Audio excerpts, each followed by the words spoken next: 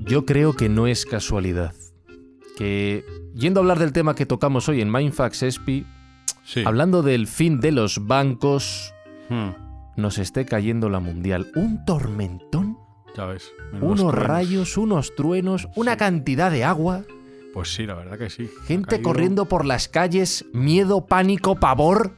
Hombre, tampoco es eso, Fran. Mujeres empujando carritos que se van los niños por Horrible, la horrible. carretera. Cogen el zapato antes que el niño. Ríos en las vuelan. calles. Correcto. Sí, la gente en Zodiacs. No es casualidad. No es casualidad. Yo Sí, creo sí, que no. alguien. La gente no está Mira. sentada en bancos, ¿no? No. Vienen a por nosotros, ¿eh? Vienen a por nosotros. ¿Quién? Los de arriba. Ya por vuestro Así dinero. que, ¿empezamos Mindfax? Sí, Y ahora pues, sí somos empezamos capaces muy de conspirativos. ¿Pero quién viene? Buscamos los límites de la ciencia, el futuro de la tecnología, el alcance de la mente humana. Esto es Mindfacts. Bienvenidos a Mindfax, donde cada semana buscamos los límites de la ciencia, de la tecnología y de la conspiranoia que viene a por nosotros.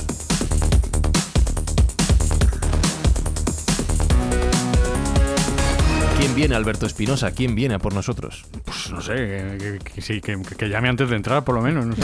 Es educado.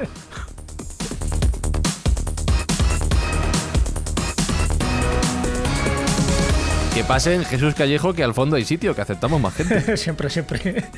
Si viene, que vengan los Men in Black, ¿no? Los hombres de negro, que es un clásico en estos. En estas Uy, situaciones. si hablas de bancos, sí, sí. Ahí está. Y si vienen Sergio Cordero, que dejen algo para ayudar a la gente que realmente lo necesita, ¿no? Que nos ayuden. Que vengan a echar una mano, que vengan a ayudar, como nuestros oyentes que nos están ayudando con sus escuchas, a hacer la buena acción de este segmento de la temporada, que es ni más ni menos que ayudar a los damnificados del terrible terremoto que se sufrió en Turquía y Siria, y para el cual pues todo lo percibido por las escuchas de este podcast, más un kilo de ayuda por cada comentario que nos dejen en su plataforma favorita, pues es lo que vamos a echar una mano en esa zona que mucha falta hace. Y ya que has empezado así, te diré que ya verás cuando te enteres de que tu dinero no existe. Adiós. Ahí va a ser, ¿Cómo? va a ser peligroso, va a ser Pero conspiranoico. entonces, ¿el dinero que donamos existe o no existe? No, no existe. Luego lo comentaremos. Pues, queridos Mindfactors, con vuestro dinero a salvo o no, si los poderes fácticos lo permiten o no, con tormentas, terremotos y lo que nos echen encima, hoy en Mindfax hablamos de que los bancos deben morir.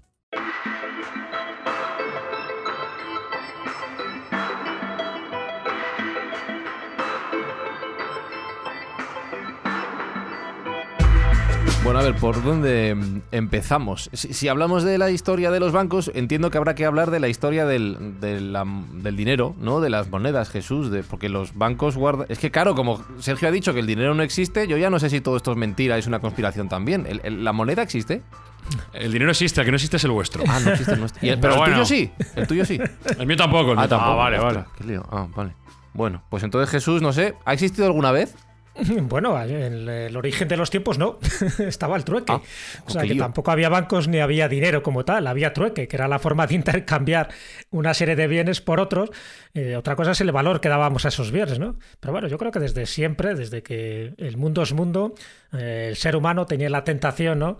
Por una parte de dar valor a las cosas y por otra parte de intercambiarlas. Entonces a partir de ahí es cuando nacen los negocios y cuando nacen pues las empresas y nacen los ahorros también. Pero desde el inicio, si nos vamos un poco a la edad, vamos al neolítico, ¿no? También en el paleolítico ocurriría, pero vamos, estaba claro que era el trueque. Y ese trueque al final con el tiempo se convierte en dinero. El dinero podía ser de dos formas, o bien, en fin, los lingotes de oro o de plata. Luego, como eran muy pesados, se tienen que convertir en monedas que son un poco más manejables, ¿no?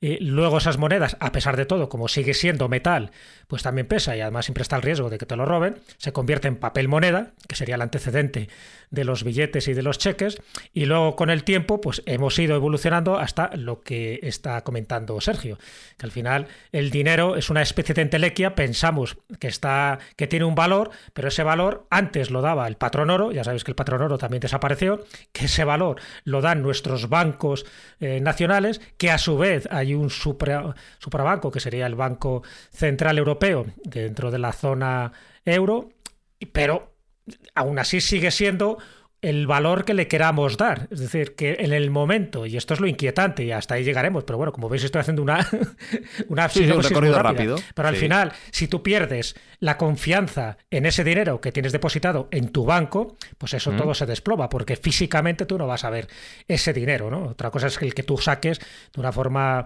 paulatina y periódica, pero como tal, cuando se juega en bolsa y cuando, en fin, entramos en las grandes finanzas, el dinero es una entelequia, es el valor que le queremos dar, y luego pues ahí están las inflaciones y las deflaciones que se producen precisamente por la validez o no la validez que demos a ese dinero, ¿no? De ahí que muchos, bueno, en fin, dictadores y en muchos países dieran a la máquina de hacer billetes y al final pasaba lo que pasaba. No consiste en tener muchos billetes, sino que cada billete tenga un valor determinado y ese valor tiene que estar, ese dinero tiene que estar luego avalado por una entidad superior. En fin, todo esto que estoy contando viene a raíz de que el hombre tiene necesidad de tener monedas. Esas monedas son las que luego sirven para comprar una determinada servicios.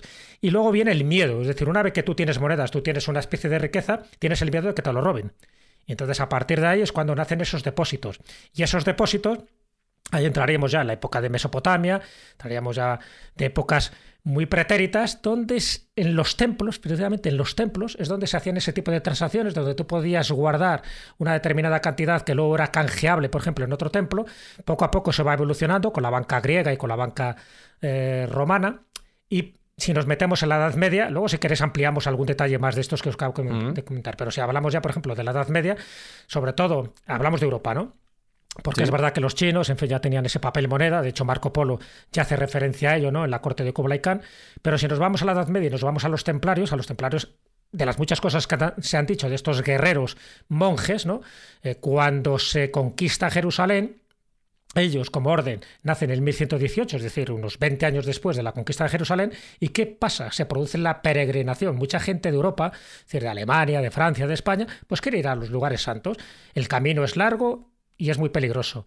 ¿Qué ocurre? Que los templarios empiezan a crear encomiendas. Las encomiendas son, bueno, como un poco de todo. Son lugares de hospedaje, hospitales, y son lugares también donde hay granjas y donde también se puede depositar ese dinero. Entonces, en las encomiendas, que más o menos había una encomienda por cada día de viaje, pues el peregrino, para no llevar esa cantidad física en su bolsillo, lo depositaba en una encomienda. La encomienda le daba una especie de papel con un código secreto, el código secreto templario, que era canjeable en la siguiente encomienda si lo quería canjear por dinero, y luego en la divisa local de ese lugar, porque no es lo mismo el dinero que tenías en Francia como el dinero que tú podías conseguir luego en Jerusalén. O sea, que en estas encomiendas había cajeritos de Money Exchange ahí con sus claro, sería un poco, sí, efectivamente, es un poco el antecedente, ¿no?, de lo que nosotros ahora consideramos que son esta especie de cheques o de pagarés que te los hacían para que no llevaras precisamente ese dinero. Por eso se consideran a los templarios como los primeros banqueros. Es decir, envíe dinero a su país. Exacto. Luego ya te digo, tampoco fueron tan originales. Es decir, lo que pasa es que ellos lo institucionalizan, dan una seguridad, porque ya digo que aparte de monjes eran guerreros, con lo cual sus encomiendas estaban muy, muy bien defendidas, y a ver quién era el osado que intentaba robarles a ellos. Pero también es lo que hizo que cayeran en desgracia, ¿vale? O sea que si tiramos un poco más de esta rueda cronológica, ellos se convierten también en prestamistas. Dan dinero a nobles y a reyes. Y parte de ese dinero se lo prestan ni más ni menos que al rey de Francia, que era Felipe IV el Hermoso. Y eso es lo que ocasionó al final, pues que cayeran en desgracia, es decir, que en 1312 se disolviera la orden, entre otras cosas porque debían, el rey de Francia les debía mucho dinero, y dice, bueno, pues una cosa de quitarles de encima era declararles herejes. Ahí es cuando se habla de que adoraban al Baphomet, que en fin, que pisaban la cruz, todo este tipo de barbaridades que se dijeron de los templarios solo para que se extinguiera la orden y que dejara de existir, ¿no?, en beneficio, por ejemplo, de los hospitalarios. Y ahí desaparece un poco lo que es ese sistema cambiario. Y luego ya existe... No le hicieron bien el estudio al rey. Exactamente. Y le dejó, en lugar de mandarle al cobrador del frac o llamarle o mandarle una carta, pues el rey se tomó el asunto a lo personal y Sí, se fue el quitó problema rey, rápido. bueno, por muchas cosas. También Clemente V, que era el papa de entonces, que era un papa, pues en fin, bastante títere, ¿no? A las órdenes del rey de Francia, pues también se hizo eco de las acusaciones, de las herejías que decía que estaban cometiendo, pero que en definitiva era por el poder que estaba atesorando los templarios. Y ese poder venía primero de esas posesiones, muchas posesiones que tenían, muchas posesiones territoriales, tanto en Francia como en Alemania, como en España, que eran estas encomiendas, ¿no? Por ejemplo, aquí en España pues estaría lo que es Ponferrada, o en Portugal, por ejemplo, sería todo lo que es el Castillo de Tomar y los alrededores. Es decir, tenían mucha posesión, muchos territorios, pero también tenían mucho dinero. Otra cosa es lo que se ha hablado de que se tenían realmente minas de plata allende de los mares, por ejemplo, en América. En fin, no vamos a entrar en esa teoría conspirativa. Pero sí es pero cierto... todo esto que estás contando, Jesús, me recuerda mucho, salvando las distancias y además el infausto resultado del mismo, al concepto que se ha tenido durante siglos del pueblo judío, de los prestamistas, de usureros, tipos de interés alto. El que tiene el dinero tiene el poder y puede que tenga también un problema. Claro, pero ahí entramos en la usura, es decir, en este caso de los templarios sí que acaban pidiendo interés, pero es un interés moderado, ¿no? En el caso de la usura, a ver, el San Benito se lo lleva a los judíos, pero ya sabes que también porque hubo toda una campaña antisemita en aquella época, y no solo en España, ¿no?, que culminó con la expulsión de los judíos en 1492. Entonces sí que daban préstamos, pero por entonces, cuidado, lo que era la banca tal como la entendemos ya estaba institucionalizada, porque la banca como tal surge, ya no nos vamos a remitir, por ejemplo, a Roma o a Grecia, que en fin, que había como atisbos de lo que sería una banca, ¿no? Y además tú podías intercambiar dinero y aceptar depósitos. No, surge en Italia y surge en ciudades-estado como era Génova, como era Florencia, y sobre todo en la Florencia de los Medici. Claro, a partir de ahí, cuando se empieza a acuñar moneda, o sea, la moneda incluso es muy anterior, es de la época ya de Alejandro Magno, cuando se empieza a acuñar moneda tiene que ser las cecas, es decir, las casas de moneda son estatales, son gubernamentales, es decir, luego empieza a haber cecas particulares, pero en un principio era el Estado el que avalaba el valor que tenía esa moneda. Entonces, a partir de ese momento, tengo que decir que sí que se empieza a conocer un poco lo que sería el mercado, lo que sería el comercio y lo que serían las transacciones. Y luego, efectivamente, cuando tú tenías que hacer una travesía de un sitio a otro, por ejemplo, de un barco, pues no tenías por qué llevar todo el dinero, ¿no? Ahí surgen pues las compañías, por ejemplo, como la Joyce, como surge Barclays, todo ese tipo de cosas surge, que por cierto hay toda una historia negra alrededor de eso, porque mucho del dinero que ellos consiguieron, por ejemplo, Barclays, además está demostrado, surge del tráfico de esclavos. O sea que por entonces el esclavismo era muy rentable para conseguir unas buenas divisas. Pero bueno, básicamente todo lo que es la línea del dinero empezaría por el trueque, ya te digo, luego seguiría por los lingotes de oro, por los lingotes de plata o los lingotes de cobre. El problema es que había que pesarlo, había que tener un valor de referencia. Ese valor de referencia luego se establece por distintos países o distintos reinos y luego se va dividiendo en fracciones más pequeñas, que serían las monedas. A partir de esas monedas muchas veces aparece la efigie de un rey o de un emperador o de un dios. En fin, es curioso porque antes no tenían ese tipo de valor. Oh, cuidado, hay monedas que no son redondas, hay monedas que son cuchillos, por ejemplo, que son piedras. Como cuchillos. Claro, sí, hay que formas, por ejemplo, te destrozan la cartera y el bolsillo. Sí, pero daba igual, pero era una moneda. Podría decir que era una moneda de cambio. De hecho, hay islas en el Pacífico donde había piedras, unas piedras así como semipreciosas, que tenían un valor determinado, y eso es lo que se daba, por ejemplo, al comerciante o al traficante de lo que fuera, ¿no?, de alguna mercancía. Me refiero que hay que tener ese concepto de que el papel hay algo muy posterior. El papel moneda ya es algo de la Edad Media y sencillamente no surge como una divisa de cambio per se, sino que siempre estaba avalada, en este caso por el Kublai Khan, o estaba avalada por algún tipo de ciudad-estado como Venecia, como Florencia o como Génova. Y ese es el momento en el que se va derivando ya las bancas o los bancos con una serie de imposiciones, de requisitos y de establecimientos de normas. Pero, ya digo, a día de hoy incluso el sistema, por ejemplo, musulmán, que es el Huagala, también se llama, se utiliza lo mismo, es decir, dar una especie de depósito en un lugar determinado, a cambio hay unos intermediarios, ¿no? Y si tú vas de inmigrante, por ejemplo, a otro país, pues con ese, por decirlo así, con esa divisa o con ese código, que puede ser incluso un objeto, que puede ser un código criptográfico. Una palabra incluso, una contraseña. O una palabra, exactamente. El otro intermediario que está en el otro país lo puede intercambiar por la divisa de ese lugar, siempre y cuando pues dé con la clave de ese código secreto, ¿no?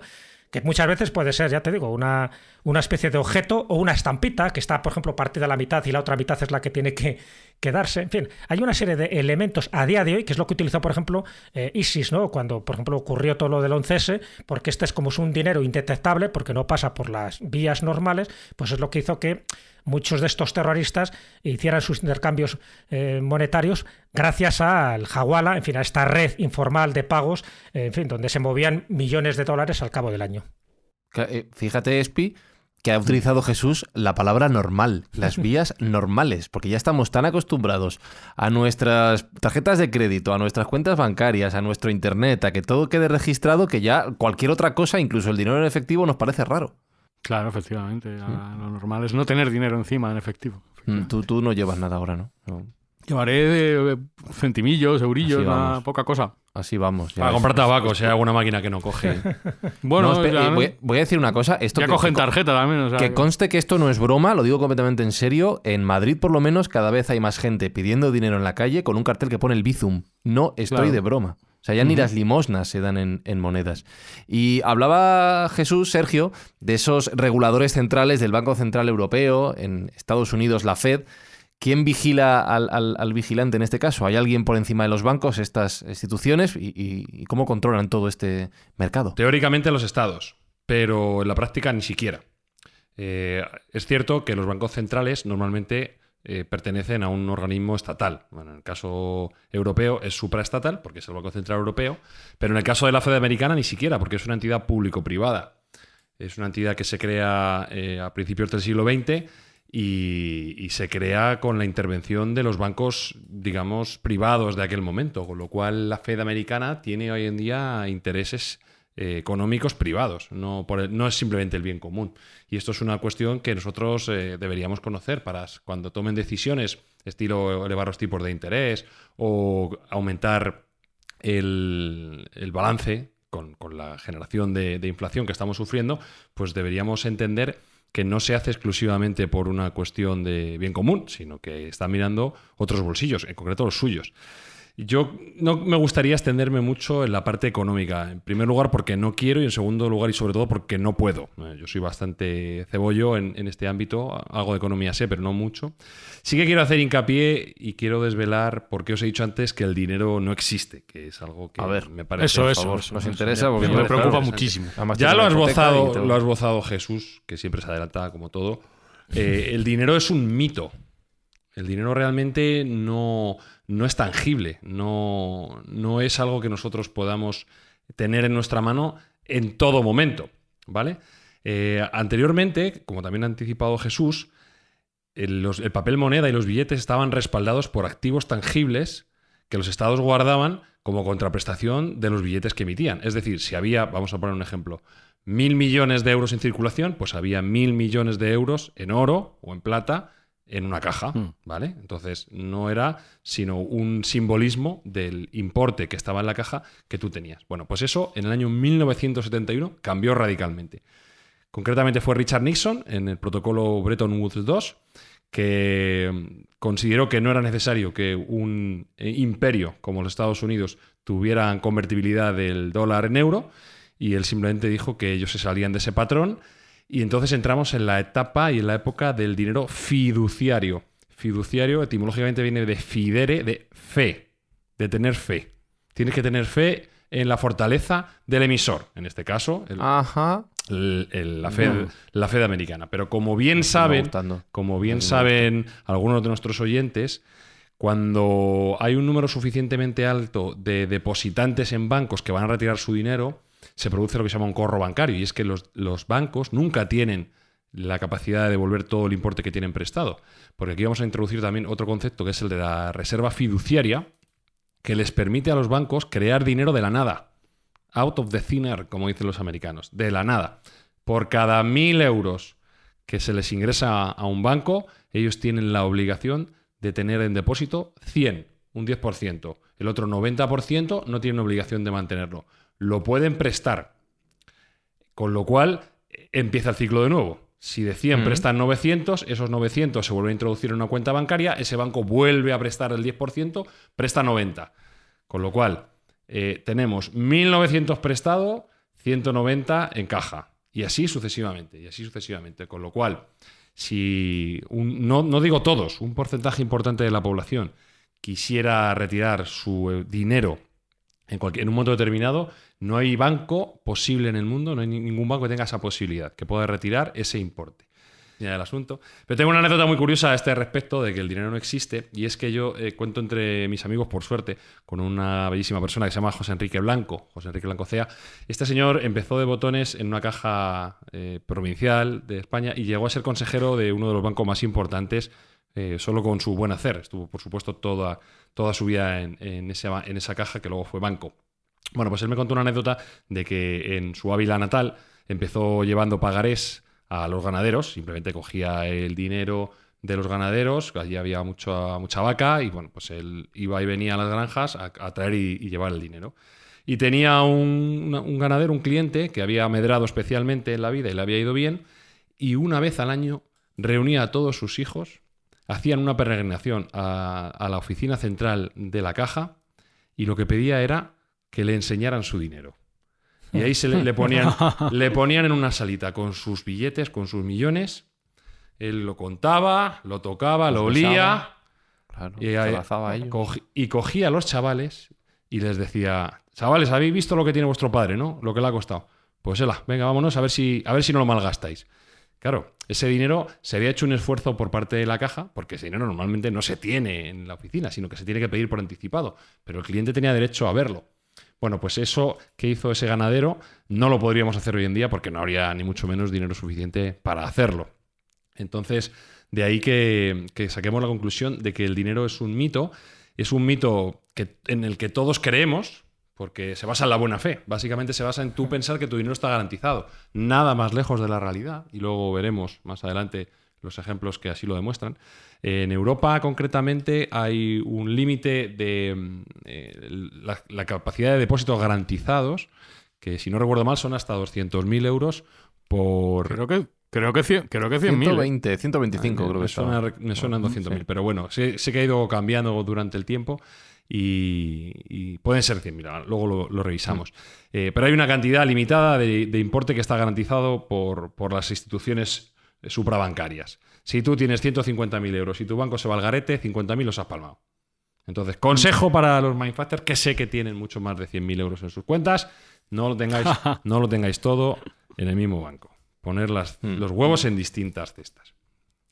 Estoy viendo que el límite son 100.000, efectivamente. 100.000. Es que lo miré hace poco. Sí, yo me estaba imaginando ahora cómo dos Mindfactors se pueden reconocer entre ellos. Ese Mindfactor que va a su jefe a pedirle una subida de sueldo y el jefe le contesta: el dinero es un mito, macho, ¿no? ¿Para qué quieres más? Ese jefe es Mindfactor y tú te vas a quedar sin subida de sueldo. Así te lo digo. Vete al banco a ver si encuentras el tuyo.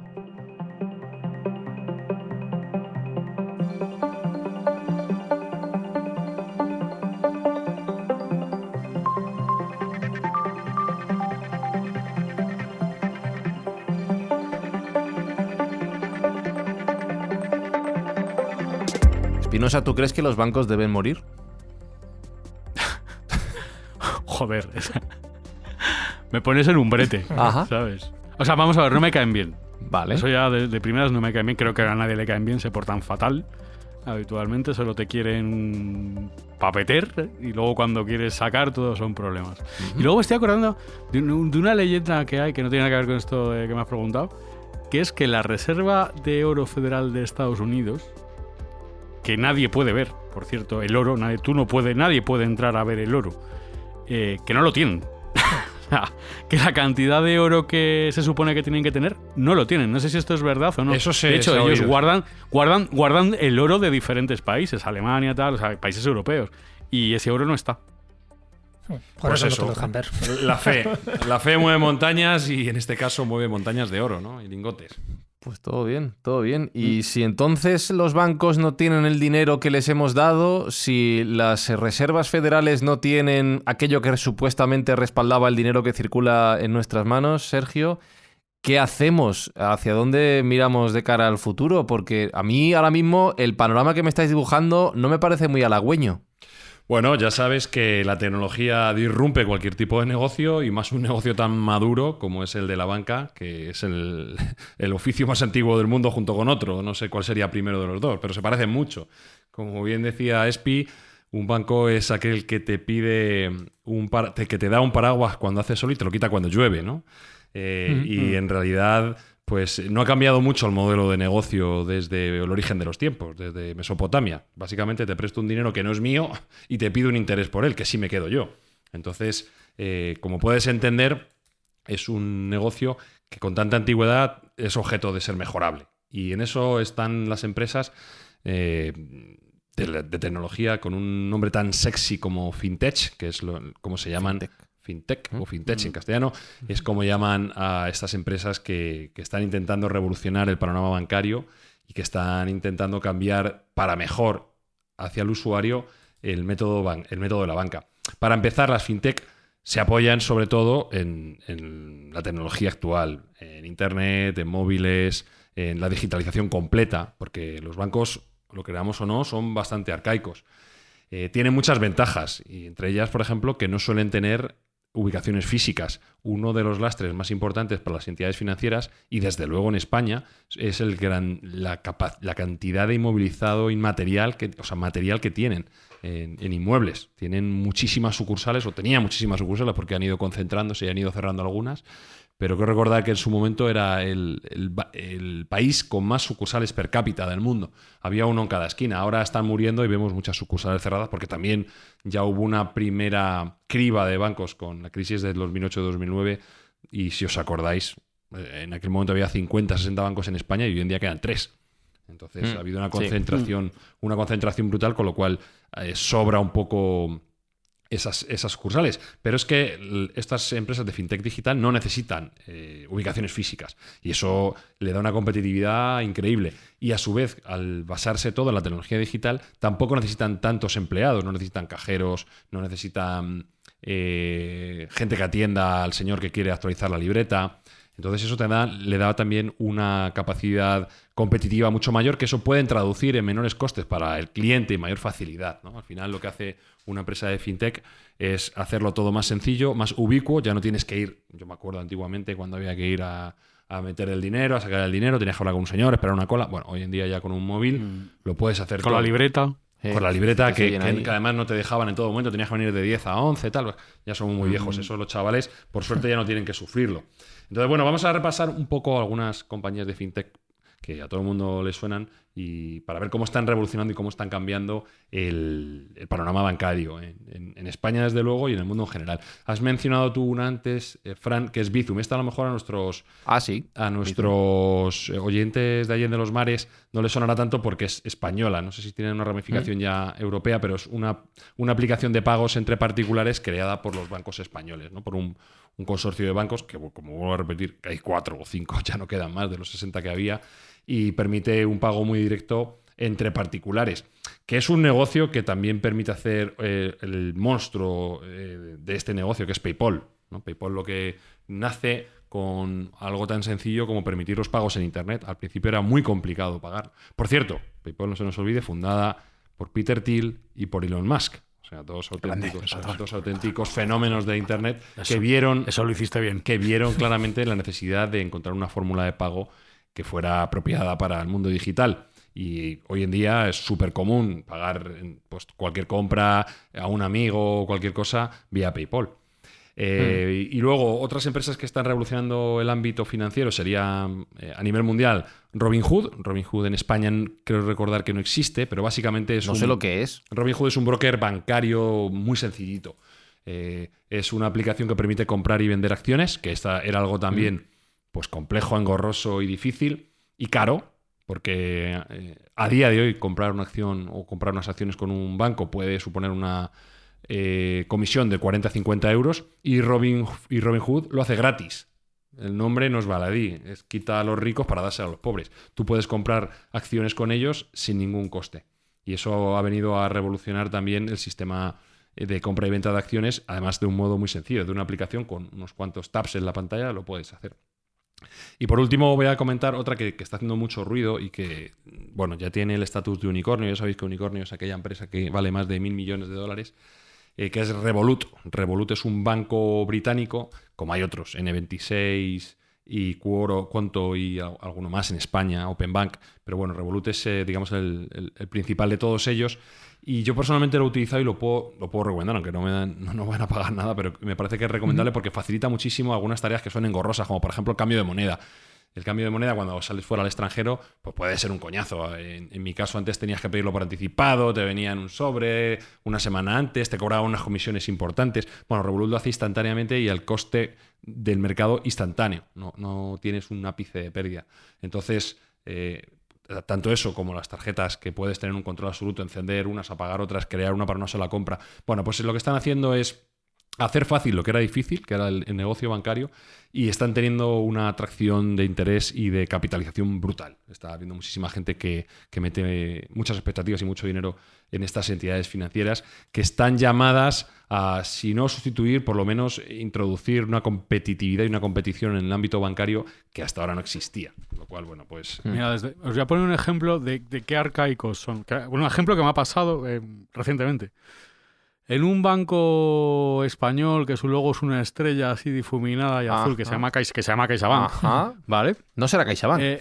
Sí, CaixaBank. Vale. CaixaBank. Era que se unió con Bankia. Que Ajá, gente sí. de la Caixa con Bankia. Sí, vale. sí. Pues fui a una sucursal porque no era capaz de pagar un impuesto con un código de barras porque la aplicación del banco no conseguía leer ese código de barras. Entonces tuve que ir físicamente a una sucursal a pagar ese impuesto. Primera sucursal a la que no se llego... haya enfadado en el primer sucursal. No, es que ojo, porque es muy fuerte. La primera sucursal a la que llego, que pone CaixaBank, no sé, es un banco. Ajá. Pues resulta que no era un banco, ¿Qué era era? una cafetería. Ah, pues haberte Porque no tomado se algo. puede pagar en ese banco, no se puede pagar ni en las horas que determina. Pero buenos pelotazos, Ajá. Pues me buenos mandaron- jugadas, ¿o no? Claro. Buenísimo, y unas tortitas hacen buenísimas. Maravilloso. Entonces me mandaron a otra sucursal que sí se puede pagar, que sí que es un banco, que no es la cafetería de CaixaBank. Más enfadado aún. Muy enfadado porque porque iba para pagar. Pero Es que sin era hambre, ya sin hambre. lo peor de todo, iba a pagar un impuesto. Ajá. Entonces llego a esa sucursal, hay una cola que flipas, porque Ujú. claro, solo es la sucursal donde se puede pagar o hacer gestiones, Claro. y delante de mí va un señor que lo que quería era cambiar sus cuentas de otra sucursal a esa sucursal. Vale. Entonces le dicen que no, que eso no lo pueden Buena hacer, suerte, ¿Cómo sí. que no? que no lo pueden hacer. Pero ¿cómo Y que no? dice el señor, ¿pero cómo no se va a poder hacer? Dice, no, tiene que usted llamar al teléfono de atención al cliente para que le hagan el cambio de cuentas de otra sucursal a esta sucursal. O sea, el surrealismo es año 2023. O sea, ¿quién coño se va a creer que ahí no pueden hacer un cambio de cuentas? Es absurdo. Pues estos son dos ejemplos de cosas que los bancos viven en otro tiempo, en otro siglo. Es que en España... Es ponerlo difícil. En España ser empleado de banca y ser funcionario se daba la mano. O sea, había un nivel de poca gana y de poco incentivo brutal. Entonces, bueno, aquí... No. La chica que la atendió es verdad que era muy dispuesta y joder, Pues coño, muy si era amable y dispuesta, tal. hazlo, Y- joder. No, porque claramente tiene instrucciones de que eso No se puede hacer ahí. no lo tiene que hacer. Pero comer tortitas maravillosas. Y cafés. Café muy bueno. Un poco desastre. Por eso, Oye, por y- eso son como Walking Dead. Son zombies, están muertos y no lo saben. Pero Yo siempre se lo digo, os vais a ir todos a la puta calle, o sea, sois conscientes de, ¿Pudiste de que pagar, todos o? vosotros sobráis, que si no facilitáis este tipo de acciones no tenéis ningún sentido, porque solo servís para atender a gente más mayor que no se maneja en el mundo digital y para eso estáis. Pero que Si sí. no hacéis ese trabajo, sobráis. ¿Pudiste a pagar la o no calle. pudiste pagar tu impuesto? Sí, en mi caso pude pagar. No, pero ya de primeras me dice, no, tiene un código de barras. Y le digo, ya, pero no lo lee. Asustó. Ah. Y claro, me dice, ¿no lo lee? Y le digo, no lo lee ni la aplicación, ni el cajero, ni nada de nada. O sea, claro, que yo tengo 40 y tantos años, que no soy retrasado mental Ajá, tampoco. pues, O sea, señora, si lo tampoco. puedo pagar en mi casa, no me vengo a hacer una cola en una Claro, sucursal. o sea, andar como yo. usted entenderá. Claro. No, y ya me intenta colar. Le digo, no, es que no lo leo. Tiene usted que leer manualmente con Tiene que su currar, cosita. básicamente. Y me tiene usted que dar un papel con un sello Sí. para que yo me lo lleve y le haga una foto y entregue este justificante donde tengo que entregar. Me lo pone en la Bienvenidos libreta a luego. Mindfax, en el siglo XXI. Sí. Ahí está, pero Eso es. Mindfax para atrás, Mindfax mal. Pero yo creo entonces, Sergio, que lo que tenemos que hacer es entregarnos todos al mundo de las criptomonedas, de las cuales ya hemos hablado aquí, al blockchain y todas estas cosas, y se acabó. Adiós bancos, adiós problemas, adiós Espinosa paseando por la mañana Ya y comiendo tortitas donde no debe a deshoras. Y... No, porque no me dieron tortitas. ¿A qué no te dieron encima? No me las dieron. Jope. No, estaba tan enfadado que me fui a otra El solución. problema, ¿Qué es que, hacemos, el Sergio? problema es que tampoco arranca el sector de blockchain y criptomoneda. Vaya. Era la gran esperanza blanca para matar a los bancos, pero no, finalmente Vaya. se ha quedado un poco en agua de borrajas. No sé si en un par de años, si mejoran sus algoritmos y su forma de trabajar y de proceder, pues igual pueden ser competencia para los bancos, pero a día de hoy no. Te pongo un ejemplo. Con una transacción con Bitcoin o mediante Bitcoin se pueden hacer aproximadamente 30 transferencias al segundo, ¿vale? Simultáneamente. Visa procesa 100.000 al segundo en diferentes Ahí va. divisas. Claro, Entonces, esa diferencia. a día de hoy todavía estamos muy lejos y el Bitcoin o el blockchain pueden ser elementos que puedan disrumpir el día de mañana la banca, pero todavía están un poco a medias. Ciertamente no han nacido todavía como herramienta de pago para sustituir a la banca, ¿no? En ese aspecto. Entonces, Oye, Sergio, y como alternativa, porque ya sabes que desde el año 1980 se empezó a hablar de la banca social, en fin, esa banca cuyo objetivo era financiar proyectos sociales, ambientales, culturales, evitar la especulación para quitar un poco esa mala fama que tienen los bancos. Entonces la pregunta ¿es compatible esas dos palabras, banca y ética? no me quiero enemistar con nadie, pero aquí en España hay un chocho montado ahora por una entidad de banca ética que timó con preferentes a un montón de clientes que tienen un juicio muy muy serio y han perdido muchísima gente sus ahorros. Pero no puedes dar una pista de quién es. Pues Trio2 Bank, básicamente, no digo nada. Ah, nuevo. vale. Otro patrocinador. Trio2 Bank, sí, efectivamente, borra de la... Bueno, creo que ni existe ya en España, evidentemente quebró. Ah, Sí, vale. sí, yo conozco una sucursal a la que intento ir a sacar dinero de un cajero que nunca funciona. Pues ya sabes por qué. Pues ya sabes por qué. Espero que tengan menos de los 100.000 euros de la Fondo de Garantía de Depósitos. No tengo dinero. Allí solo voy a ese cajero cuando necesito Vale, dinero por efectivo tortitas. por algún No motivo. estoy café. diciendo nada nuevo. Cualquier periódico lo puede ver. La gente hay un pleito entre los ahorradores que compraron preferentes a ese banco que no se llegaron a pagar o que hubo muchos problemas de pago. Con lo cual, bueno, pues la banca ética... Si es que la banca de por sí no es muy ética. Ya para empezar... Yo no creo. Decías, Yo si eran compatibles a mí no me esas la dos cuela a mí no me la cuela ningún banco de estos que dice no, la banca ética no sé". Este sería la Cruz Roja. O sea, no, sois un puto banco. No podéis ir ni éticos, ni morales, ni solidarios, ni el sistema hostias. funciona Sois un así. puto banco. El banco- Otro más. La banca funciona así, ¿no? Y otra pregunta, Sergio, porque ahora lo que se habla dentro de esa teoría de la conspiración, de la que estamos unidos continuamente, ¿no? Porque continuamente salen libros hablando del dinero, si al final va a desaparecer el dinero físico como tal. ¿Esto realmente interesa a los gobiernos, interesa al Banco Central Europeo, interesa, en fin, a las grandes instituciones que no compremos nunca con dinero físico Bueno. porque no deja rastro y que siempre utilicemos la tarjeta de crédito? Esto no es una cuestión de sí, sino de cuándo. O sea, esto es evidente que va a pasar. Y de hecho ya están dando las entidades financieras y los propios gobiernos están dando pasos de gigante hacia eso, ¿no? En España, pues ya no se puede realizar pagos de más de 1.000 euros en efectivo. Acaba de salir una ley de vivienda que prohíbe pagar el alquiler en efectivo. Es decir, todo lo que sea efectivo elimina controles y bordea controles. Lo que es digital deja rastro. Y evidentemente interesa muchísimo a nivel de tarificación de impuestos, a nivel de seguimiento y control, pues todo lo que sea poder estudiar los datos y los hábitos de consumo y de gasto de cada uno de los usuarios, pues es esencial para los gobiernos. Eso Bueno, es que sí. es un gran hermano al final, porque el gran Sí. hermano es, sabemos lo que compramos, yo qué sé, pues en tabaco, lo que compramos en medicinas, lo que compramos por ir al cine, en ocio. Al final, si haces un sumatorio de todas nuestras compras al cabo de un año, saben muchísimo de nosotros, saben nuestros gustos, dónde vamos, Sí. nuestros vicios, nuestras fobias, nuestras filias, es decir, al final lo saben todo. Es una forma de tener un gran hermano donde estamos dando muchísima información gracias a estos pagos digitales y muchas veces sin darnos cuenta de la información que estamos suministrando posiblemente a compañías que no nos quieren beneficiar, sino todo lo contrario, que nos quieren, meter muchos más impuestos directos e indirectos para ganar ellos más dinero, ¿no? Controlando sobre todo nuestros gustos. Sí, el Banco Central Europeo tiene ya un proyecto de euro digital bastante avanzado. Es cuestión de tiempo que se empiece a desarrollar. De hecho, si no recuerdo mal, leí que van a empezar a hacer las primeras pruebas con un banco español acerca de pagos. Con lo cual, pues eso es inapelable. O sea, eso va a estar aquí en nuestras vidas. Ya el Bizum, como ha dicho Fran, es muy común y no deja de ser una forma de pago, eliminando el efectivo, una forma de pago digital, ¿no? Entonces, yo creo que esto va a llegar sí o sí. Y más antes que después. Pues entonces, la pregunta práctica de cara al futuro, Sergio, ese Alberto Espinosa con sus, pues no sé, voy a decir más de 100.000, 150.000 euros que tiene ahí el hombre que se ha labrado con su trabajo, pagando sus impuestos, sus tortitas, sus cafés ahí día a día. ¿Qué hace? ¿Dónde los lleva? ¿Qué hace con...? Porque no va a poder tenerlo en casa si ya ni siquiera se permite tanto efectivo. ¿Dónde lo mete? De hecho, legalmente no se puede tener más de 100.000 euros en efectivo si no se declaran. Tú tienes que hacer una declaración al Banco de España. Si tienes 100.001 euros, tienes que hacer un papelito. Y si la policía te detiene y no tienes ese papelito, te puede requisar el dinero. O sea que la cruzada contra el dinero efectivo es algo, vamos, establecido completamente en los gobiernos precisamente para no perder el control de esas tasas, ¿no? Con lo cual desaparecerán los cajeros automáticos, ¿no?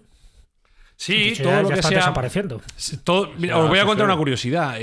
Una de las sociedades más avanzadas del mundo, que es Japón, les encanta el dinero en efectivo. Los billetes tienen que estar limpitos, nuevecitos. Hay un montón de cajeros por todos los sitios. Se utiliza muchísimo para pagar. Y sin embargo, nos están eliminando ese efectivo. A mí no me parece mal como práctico, porque yo cada vez que salía de cachondeo por ahí perdía pues 10 o 12 euros entre cambio que se me caía, dinero que me olvidaba y tal. O sea que al final algo he ahorrado. Pero es cierto que vas dejando rastros y vas dejando datos. Y eso abre la puerta a lo que ahora comentaremos un poco, a la muerte definitiva de las entidades financieras tal y como conocemos hoy en día. Y lo que pasa también, que no sucede cuando llevas dinero en efectivo, es que tú eres mucho más consciente del dinero que gastas cuando tienes el dinero en efectivo. Tú llevas tantos euros en efectivo y tú los tienes ahí, cuando se han acabado, se han acabado. Pero con la tarjeta tú no eres consciente. Es verdad, sí, eso fomenta, y más ahora que el mal gasto, sí. Y el consumo a muerte, porque es tan sencillo, tan fácil. Sí, muchas veces ni miramos, ya me pasa muchas veces que ni miro lo que es, ¿no? Pues... Ni miras el datáfono, pin, y pin, y pin. Y no duele. Una noche de juerguecita que te pegas, antes tú te llevabas tu dinero en efectivo, que era el que había, cuando se te lo pulías, pues para casa, y ahora que tienes que pedir una hipoteca nueva al día siguiente. Sí. Claro, cuando miras por la mañana, estás todo el banco y dices, me cago en la leche que he hecho. Me he pulido aquí la hostia de pasta. Vamos al punto que titula este episodio, que ya adelantaba Sergio. La muerte de los bancos. ¿Realmente van a morir? Sí, yo creo que sí. Los bancos como entidades financieras que como conocemos hoy en día nosotros, ¿vale? El banco fulanito, la caja menganita, eso creo que va a morir. ¿Y quiénes son los auténticos asesinos, ¿no? ¿Quiénes son el mayordomo en esta novela, por así decirlo? Bueno, pues alguien al que en general no miraríamos, pero que está ahí, en nuestro día a día y que los tenemos alrededor. Concretamente... ¡El patrón! No, el patrón de momento no. El patrón apoya las criptomonedas, parece ser, pero no tiene... ya creo PayPal, él ya ha hecho sus cosas ahí, ya hizo ya dejó su impronta en este ámbito, pero los auténticos asesinos y el número uno es aquella marca que tenemos de la manzana mordida en el teléfono, muchos de nosotros. Hombre... Apple es el auténtico asesino silencioso. ¿Y por qué? Por muchos motivos. En primer lugar, porque Apple es una compañía muy reputada y muy respetable. Por buenos motivos, porque es una compañía que ha funcionado siempre como un reloj y tiene esa prima que tú estás pagando por un teléfono Apple un poco más que por otras marcas, pero sabes que te va a funcionar, sabes que te van a respaldar, sabes que te va a durar. Funcionan bien, son simples, no tienen demasiadas tonterías, es práctico.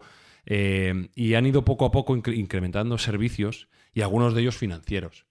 Y algunos empezaron otorgando lo que llamaban la Apple Card, que era una especie de tarjeta de crédito que tú llevabas en el móvil, que ellos te la otorgaban, que ni siquiera tenía numeración. Fíjate si era sencilla de utilizar, que solo tenía tu nombre, no tenía numeración, y tú podías pagar con tu móvil allá donde lo llevaras con esa tarjeta. Con la ventaja, además, de que ellos te preconcedían el crédito en función de la operativa que te conocían. Tú aceptabas que ellos entraran en tus datos y que vieran tus datos financieros, como no puede ser de otro modo cuando tenemos el chorizo ese que aceptamos todos sin mirar cuando instalamos una aplicación, pues estabas dando tu aceptación a que ellos pudieran investigar en todas tus finanzas y en todos tus gastos. Y gracias a eso, Apple puede saber si eres un buen pagador, un mal pagador, dónde te gastas el dinero, con qué capacidad lo repones, cuánto tienes en el saldo, etcétera. Ese fue el primer paso. Pero es que el siguiente paso ha sido ofrecer tanto préstamos como depósitos. O sea, lo que además hay que decir que Apple durante los últimos años se ha caracterizado por ser una empresa con una gran cantidad, demasiada cantidad de dinero en efectivo en sus cuentas, que no sabían qué hacer, que han comprado empresas, pero me parece una solución creativa realmente esta. Sí. Básicamente lo que están haciendo es dame tu dinero, ingrésalo en tu cuenta de Apple y yo te pago un 4,25%. ¿Cuánto está pagando vosotros vuestro banco por vuestro dinero? Nada, un 0,25%. Un 1 con algo. Bueno, ahora. Un 1 ahora, en el mejor de los casos peleándolo mucho. Apple te da un 4,25, pero es que claro, si dijéramos, bueno, claro, te da un 4,25, pero a ver, Apple, ¿cuánto va a durar? Es que Apple, por capitalización bursátil, tiene más capitalización bursátil que los 10 bancos más grandes del mundo juntos. Entonces, llegó a ser la empresa más valorada. Sí.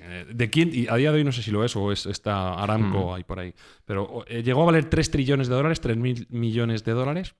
Hoy creo que está como en 2.750 aproximadamente, fluctúa. No está mal. Pero los 10 mayores bancos del mundo, JP Morgan, Bank of America, Wells Fargo, Banco Santander, BBV, así hasta 10, no llegan a la capitalización de Apple. O sea, es mucho más solvente, tiene mucha menos deuda, está mejor gestionada. Yo si tuviera que dejar mi dinero, claramente lo dejaría ahí. Y pagan más. Entonces, es un no-brainer, como dicen los americanos. No tiene sentido no hacerlo. Y luego, además, eso es en la parte de depósitos. Pero en la parte de pagos han sacado lo que se llama el Buy Now, Pay Later, que no deja de ser una compra a plazos de toda la vida, en algunos casos y en algunos productos sin ningún tipo de interés. Cómprate tu iPhone y yo te lo financio a 12 meses. El iPhone es un producto caro, pero a 12 meses como que duele menos. Bueno, pues eso les está trayendo un rédito brutal, porque hay muchísima gente que tiene el iPhone o la Apple Watch o algunos dispositivos de Apple como algo de estatus más que funcional, y muchísima gente quiere tener un iPhone. De hecho, en Estados Unidos tiene como el 50% de la cuota de mercado aproximadamente. En el mundo es algo menos, porque bueno, no todo el mundo se lo puede permitir, pero la fidelidad que hay con Apple es brutal. El ecosistema de Apple te engancha y no te suelta. Entonces, están entrando poco a poco en el ámbito financiero. A día de hoy van de la mano de JP Morgan, pero ya sabemos lo que suele pasar con los socios de Apple, que tienden todos a quedar en la cuneta. Que le pregunten a Intel, que le pregunten a Qualcomm, que le pregunten a Samsung. Todos los que han ayudado a Apple a crecer, al final han acabado con una puñalada en la espalda y han acabado haciendo la integración vertical y ellos mismos dando el servicio. Con lo cual no sería extraño ver que de aquí a unos pocos años, porque esto empezó el año pasado y ya el año pasado ganaron 785 millones de dólares. Lo que ganan es, si ellos te dejan a ti o te dan el depósito al 4,25, ellos a lo mejor el interés que están cobrando real es el 4,35, por así decirlo. Ese 0,10%, ese redondeo es lo que se queda. Bueno, pues el primer año de salida de este producto, que solo además está operativo en Estados Unidos, no sé si también en Reino Unido, ha sido casi 1.000 millones de dólares. Es un negocio absolutamente redondo, basado en la seguridad que tiene Apple, en el prestigio que tiene y en la capacidad de capilaridad de dispositivos que tiene. Entonces, bueno, pues están poco a poco matando a las entidades financieras tradicionales, porque tienen todas las funcionalidades y ninguno de los inconvenientes. Y a nivel de seguridad, seguro que Apple, daría un brazo si esto pasa, tiene muchísimo más peligro para quebrar cualquier banco que Apple, por puro balance, por lo que tú has dicho, porque tienen paladas y paladas y paladas de dinero ocioso completamente. Entonces, no tienen ningún tipo de problema financiero. Con lo cual, a día de hoy es mucho más seguro. Y en ese mundo dominado por Apple que has descrito, que ya Apple va a ser tu móvil, tu ordenador, tu banco, tu todo, ¿va a haber alternativa? ¿Los que no crean en Apple van a poder ir a otro lado? Hay otro secuaz también que está intentando hacerle la puñeta a los bancos, y es otra empresa bien conocida en esta casa. Amazon. Efectivamente. Amazon lo que está haciendo es la triada del mal. A ver cuál es la tercera. Vamos a ver. Venga. Amazon es una digitalización del efectivo. Os voy a dar un dato que es bastante interesante y no es muy conocido. El 30% de los adultos del mundo entero no tienen una cuenta bancaria. No están bancarizados. El 30% del mundo. Es muchísima gente. Estamos hablando de 2.000 millones de personas no tienen cuenta bancaria, ¿vale? Pues lo que está haciendo Amazon es darles una capacidad financiera sin cuenta bancaria. Muchas veces todos sabemos lo que es ir a un banco, es pilo a contantes, es un dolor de muelas, que si trae el papel no sé qué, el documento no sé cuál, espérate a la cola, tal. Bueno, pues hay mucha gente que no quiere o no puede, porque no tiene la documentación en regla o porque no le apetece, el hecho de tener una cuenta al uso. Bueno, pues Amazon lo que está haciendo es disrumpir desde otro punto de vista. Lo que está haciendo es llegar a acuerdos con diferentes puntos físicos, con tiendas, ¿vale? Y aceptar dinero a cambio de saldo en Apple, o sea, saldo en Amazon. Lo que hemos visto en muchos casos, las tarjetitas. Las tarjetitas de... Bueno, pues esto a gran escala. No tienes que comprar, a lo mejor, imaginaos una tarjeta de 50, no tienes por qué comprar una tarjeta de 50. Simplemente tú vas con tus 12 euros y te cambian 12 euros por saldo en Amazon. Bueno, pues esto en algunos países inflacionarios vale más que el dinero, porque tú sabes que el dólar de Amazon va a permanecer estable en el tiempo, pero el bolívar de Venezuela, por desgracia, o el peso argentino, por desgracia, o incluso el euro y el dólar, quizá no permanezcan tanto en valor. Con lo cual hay una economía sumergida paralela de gente que tiene sus ahorros en tarjetas de Amazon y en saldo de Amazon. Gente que que tiene billetes y los quiere cambiar, pero no los quiere tener físicamente. Una tarjeta, un saldo de Amazon te vale en todo el mundo. Tú mañana emigras y tu saldo de Amazon vale en Japón, en Nueva York, en Miami y en Benidorm. En todos los sitios del mundo tu saldo de Amazon vale. Lo que está haciendo Amazon es utilizar ese saldo en las dos vías. Primero, convertibilidad de dinero físico a dinero digital, y luego, posteriormente, también tú de tu dinero digital físicamente puedes obtener dinero en los mismos puntos de venta. Con lo cual está haciendo básicamente la función de un banco en la retirada y en la introducción de efectivo. No sé si me gusta más lo que no me gustaba antes o lo que viene en el futuro. No sé si vamos a mejor, Espi, ¿no? No, claramente. Pues es cambiar un malo por otro malo. Entonces, ¿te quedas con tus bancos de toda la vida? No, mira, me estoy acordando de una frase en el podcast menor que hacemos también, que está Jesús Callejo. Sí, la escóbula, ¿no? Dices, que uno que no ha salido todavía, que estuvo Revenga, Ajá. Juanjo Revenga. Los mayores héroes son los tíos que atracan los bancos. O sea, esa gente no deberían estar penados, o sea, mientras no maten a nadie y tal. Esa gente debería tener loas de la población. Un tío que atraca un banco es un héroe. Un héroe. Viene el refrán del que roba a un ladrón tiene 100 años de perdón. Eso es. Viene de ahí. Ahí está. Bueno, ahí está. Pues con esta llamada al Es que caos. falta en esto que estaba contando Sergio, solo falta Google. Está Google. Lo que Ah, pasa, vale. Ahí está, claro. Lo que pasa es que la triada del mal. Hoy nuestro podcast dura 45 minutos y no 45 horas, pero podríamos estar hablando aquí. Pero cuenta Google. A ver, Google, ¿qué tiene previsto? Google tiene una aproximación parecida a la de Apple, pero no tan refinada. Google también tiene su parte de Google Pay, ¿de acuerdo? Aquí hay varios, Samsung también tiene la suya, etcétera. Pero va un poco a rebufo, no es tan refinada. Se me olvidaba decir que Apple tiene una cuestión adicional que está recién salidita del horno, que es el Apple Pay Now, creo recordar que se llama, que es básicamente ha transformado todos los iPhone del mundo en puntos, en datáfonos. Tú puedes pagar a cualquiera ya chocando un iPhone contra otro. Puedes pagar tanto un servicio como un amigo. Es decir, ya no hace falta un datáfono en una tienda. Con tener un iPhone te pueden pagar con cualquier tipo de tarjeta que tenga el sistema contactless. Esto es un negociazo brutal, porque acaba de matar el negocio de los datáfonos convencionales. Además, quiero recordar que es sin coste, o hasta cierto volumen es sin coste. Con lo cual, la pequeña tiendecita en Bangladesh de un artesano que vende sus figuras de madera pintadas ya no tiene que pedir a un banco un datáfono, crear una cuenta, rellenar toda la burocracia. No, su iPhone va a hacer esa labor. Simplemente cualquiera que tenga una tarjeta contactless u otro dispositivo que sea compatible, chocando teléfono con teléfono, le va a poder pagar. Bueno, pero esto tiene aplicación práctica sin grandes empresas de por medio. Estoy pensando que, por ejemplo, aquí en Madrid las tarjetas de transporte público las puedes recargar directamente con el móvil con el chip NFC. Ya no hace falta que vayas a ningún cajero ni a ninguna máquina. Bueno, eso, con lo cual, la aplicación, déjame que te diga que eso llega a España como 15 años tarde después de mundo. No, lo que quiero decir es que al final todos los pagos de nuestro día a día, al final ya solo el intermediario del banco que gestiona el datáfono, como tú dices, se va a eliminar y va a ser otra puñalada a la muerte de los bancos. Y créeme que da mucho dinero eso. Por eso.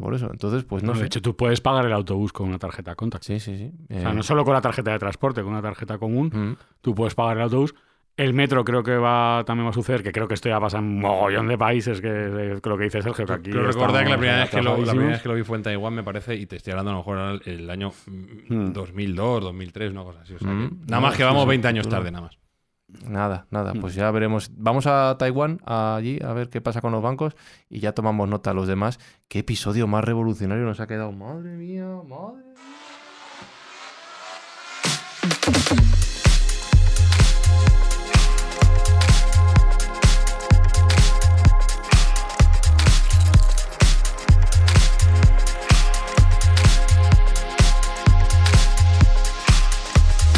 ¿Alguna proclama más que lanzar a las masas, Espinosa? No, si es que, bueno, en el fondo muerta a los bancos, pero que va a venir Apple, Amazon y Google a controlarlo todo, si es que nos va a dar igual. Esto es la distopía, ya está servida. Vamos a trabajar todos para el mismo, para el que pagamos, el que nos paga, o sea, todo lo mismo. Al que le vamos a comprar lo mismo. En fin, pues así es la cosa. Ya está. Vamos a una isla, sin contarles. Yo ya no sé cómo voy a ser feliz, Jesús Callejo. Por favor, dime algo para animarme. Bueno, yo creo que la solución está muy clara. Ya lo tenían nuestros antepasados, que es la especie de autarquía. Tú tienes un huerto, tienes ahí un jardincillo y te alimentas y vives un poco de lo que tú propiamente pues siembras, recoges, proporcionas. O sea, no tienes que depender de nadie más. Y si necesitas algún bien del otro, pues eso, lo del trueque que se hacía antiguamente, que funcionó durante bastantes siglos. O sea, que siempre nos queda el huertecito donde podemos ser, bueno, dignamente felices. Aquí en Mindfact tendremos nuestro huertecito, Sergio, pero siempre lo que nos sobre, con lo que podamos ayudar, lo vamos a donar a buenas causas, ¿verdad? Sí, nosotros el dinero tampoco lo queremos para nosotros mismos, somos así de majos y lo que estamos haciendo es donarlo. Es un mito. Claro, al final entendemos que es un mito y por eso lo donamos. Claro. Estamos haciendo una buena obra y con la ayuda de todos nuestros oyentes estamos donando el importe de estas escuchas, la publicidad que se escucha de cuando en cuando. Y estamos donando 1 kilo de comida por cada comentario que nos dejen en sus plataformas favoritas de podcast, que por cierto son muchos y bastante animantes, son bastante positivos, con lo cual estamos muy contentos porque a final de temporada, cuando hagamos la donación, pues esperemos que sea cuantiosa. Pues muchísimas gracias a todos por vuestro apoyo, por vuestros comentarios, por hacer posible esta donación, esta buena causa. Saludos de Fran Izuzquiza y hasta aquí este episodio patrocinado. ¿Os imagináis? No es verdad, no podría serlo. Hasta dentro de 7 días. Chao. Mindfacts llega cada semana a tus oídos a través de Spotify, Apple Podcast, iVoox, Google Podcast o tu aplicación favorita.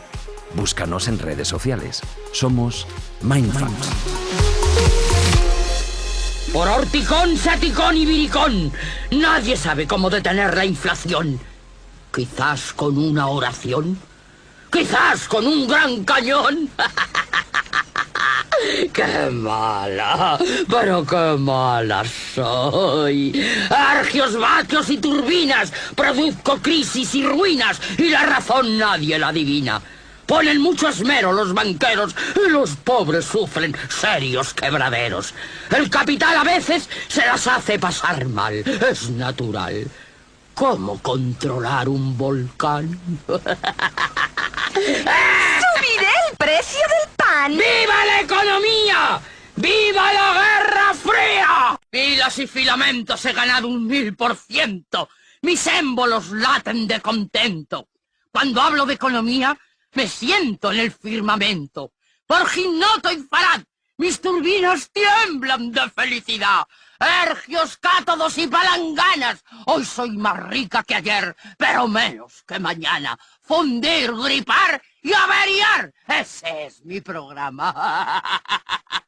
¡Qué mala! ¡Pero qué mala soy! ¡Soy ultraliberal!